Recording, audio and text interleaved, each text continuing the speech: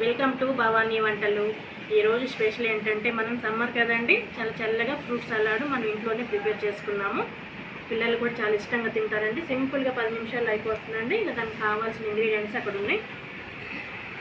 Custard powder, మనం ఎన్ని fruits అవే కదా, పాలు, కస్టర్డ్ పౌడర్, షుగరు, మనం ఎన్ని ఫ్రూట్స్ వేసుకోవాలనుకుంటే అన్నీ వేసుకోవచ్చండి. మేమేంటి స్పెషల్గా కొద్దిగా సబ్జా గింజలు కూడా యాడ్ చేస్తున్నామండి దాంట్లో. పిల్లలు మనం డైరెక్ట్గా ఇస్తే అవి తినరు. దీంట్లో వేస్తే ఎండాకాలం కదండి, ఒంటికి చలవ కూడా చేస్తుంది, హెల్త్కి కూడా చాలా మంచిది. అందుకే సబ్జా గింజలు కూడా నేను ఫ్రూట్ సలాడ్లో యాడ్ చేస్తున్నానండి. ఇప్పుడు దాని తయారీ విధానం చూద్దాము. ఇంకా వెలిగించి దీనికోసం ఒక గిన్నె, మన వెడల్పు గిన్నె తీసుకున్నాం, ఒకటి వెడల్పాటి తీసుకున్నామని. ఎందుకంటే ఫ్రూట్స్ అన్ని కలపాలి కాబట్టి మనం ముందే పెద్ద తీసుకుని, నేను 1 లీటర్ పాలండి, ఇవి 1 లీటర్ తీసుకున్నాను.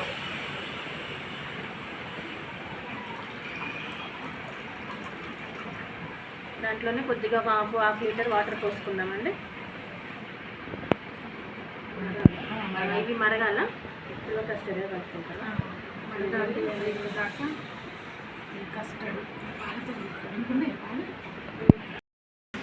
ఓకే, పాలు మరుగుతున్నాయండి. ఇప్పుడు మనం సరిపడా షుగర్ వేసుకున్నాము. ఒకవేళ మనం ఎక్కువ తింటే కొంచెం బాగా వేసుకున్నాం, లేకపోతే మామూలుగా వేసుకున్నాం. ఆల్రెడీ ఫ్రూట్స్ ఉంటాయి కాబట్టి మనకు కొంచెం తక్కువే పట్టిద్ది.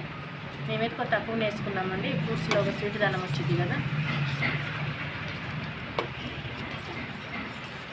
షుగర్ కడిగినాక కస్టర్డ్ పౌడర్ వేస్తాము. మరిగిపోయినాయి కదా, ఈలోపు మనం కస్టర్డ్ పౌడర్ కలుపుకున్నాము. పాలల్లో కలుపుకున్నామండి. పెద్ద స్పూన్తో 4 స్పూన్లు తీసుకున్నాము. కానీ వాటర్లో కూడా కలుపుతారు కదండి, పాలతోనేనా?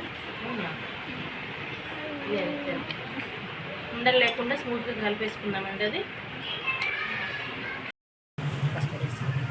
ఓకే, పాలు మరిగిపోయినాయి కదండి. ఇప్పుడు మనం కలుపుకున్న కస్టర్డ్ కూడా వేసుకున్నాము.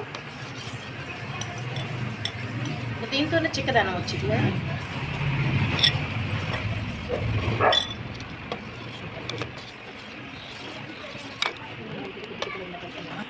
ఓకే అండి, మన కస్టర్డ్ పౌడర్ వేయగానే చిక్కబడిపోయింది కదా. ఇప్పుడు బంద్ చేసేద్దాం. ఇక చల్లారిపోయినాక అవి ఫ్రూట్స్ అన్ని కట్ చేసుకొని కలుపుకున్నాము. ఓకే, ఇది చల్లారిపోయిందండి, చల్లగా అయిపోయింది. ఇప్పుడు మనం ఫ్రూట్స్ అన్ని కట్ చేసుకున్నవన్నీ వేసేసుకున్నాం. గ్రేప్స్ వేసుకున్నాం ఫస్ట్.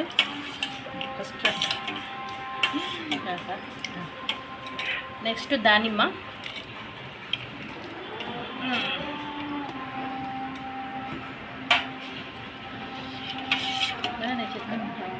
నెక్స్ట్ బనానా అండి, 6 బనానా కట్ చేశాను.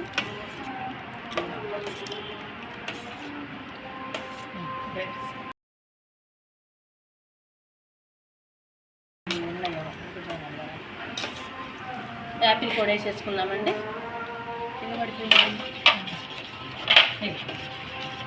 ఇదిగండి సబ్జా, ఇందాక చెప్పా కదా, సబ్జా కూడా యాడ్ చేసుకున్నాము. ఫ్రిడ్జ్లో పెట్టుకోవాలి. ఫ్రిడ్జ్లో పెట్టుకొని చల్లగా అయినాక తింటే సూపర్ ఉంటుంది. ఎండాకాలం చాలా చల్లగా సబ్జా వేసా కదండి, బాగా ఒంటికి చలవ చేస్తుంది ఎండాకాలం. ఓకే అండి, అయిపోయింది. కొద్దిగా టేస్ట్ చేద్దాము. ఫ్రిడ్జ్లో పెట్టేసుకుంటాను. కానీ ఇప్పుడు చేసాం కదా, టేస్ట్ చేయాలి కదా. ఫ్రిడ్జ్లో పెట్టేసుకుని తింటే చల్లగా కమ్మగా చల్లగా.